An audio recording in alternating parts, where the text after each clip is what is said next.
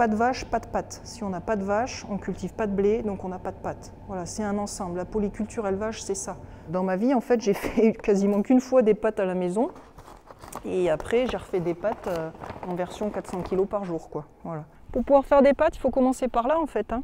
Donc là, cette année, en face aussi, c'est du blé.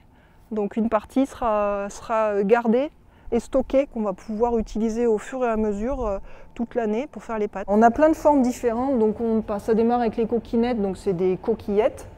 Alors c'est rigolo parce qu'au départ je voulais pas faire des coquillettes, j'avais l'impression de tellement en avoir mangé quand j'étais petite. Donc elles faisaient pas partie des premières qu'on a produites, ça fait pas si longtemps que ça qu'on en fait parce que les gens ils nous ont demandé des coquillettes. Des tagliatelles, nature, tomates, encre de sèche.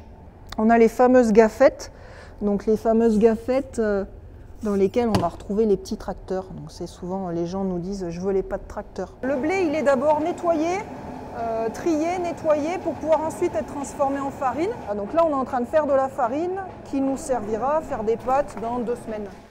Aujourd'hui, on est en ensachage. Donc on a ce qu'on appelle nous une ligne de production, mais c'est une petite ligne de production pour des industriels. Dans ces bacs ici, on mélange farine et eau. De ce mélange, on va pouvoir le pousser à travers des moules. Donc les coquillettes ici, on les voit. Ici, c'est les fusillis, c'est les torsades chez nous. Et puis là, on a notre fameux moule qui représente en fait tout ce qu'on a sur la ferme. Et simplement, derrière, il y a un couteau qui passe sa journée à couper les pâtes. Et ensuite, elles vont partir donc, dans le séchoir, qui est la grosse boîte blanche ici, où elles vont rester, celles-ci par exemple, qu'on est en train de ressortir du séchoir, elles sont restées à peu près 24 heures, sont prêtes à être conditionnées.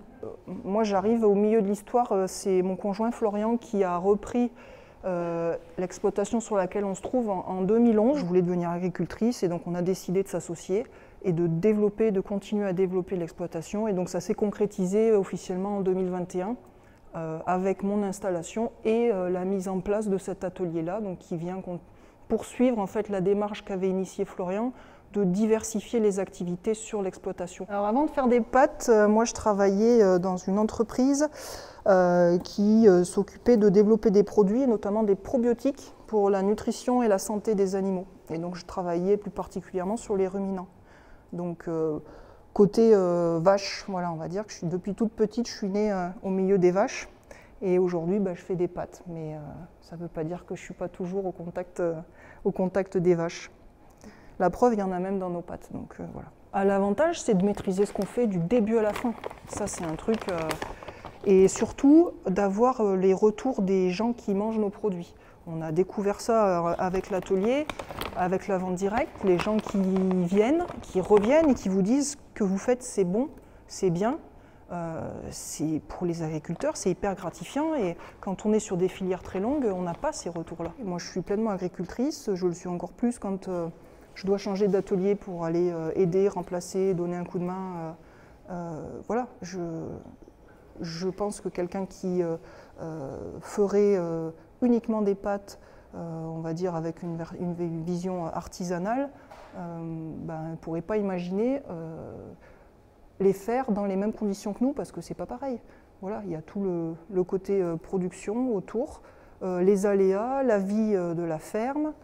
Oui, on a décidé de faire des pâtes, mais il se passe d'autres choses sur les ateliers, on va s'adapter. Voilà, donc on n'est pas focalisé et on ne reste pas cloîtré dans notre atelier.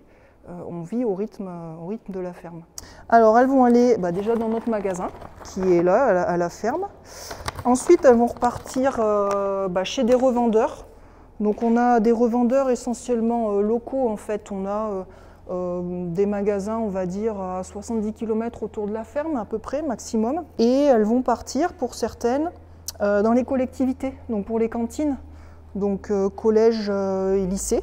Le prix à la ferme sur la vente en vrac, sur les pâtes courtes, on est à 5,25 € du kilo et on est à 7,25 € sur les pâtes longues. Derrière il y a aussi une qualité nutritionnelle qui est différente. Souvent, les gens nous le disent, avant même qu'on leur dise, on en mange moins, parce qu'elles rassasient plus. Donc, ouais, je pense que ça redore aussi un peu le côté de la pâte, on va dire, nourriture de base. Voilà.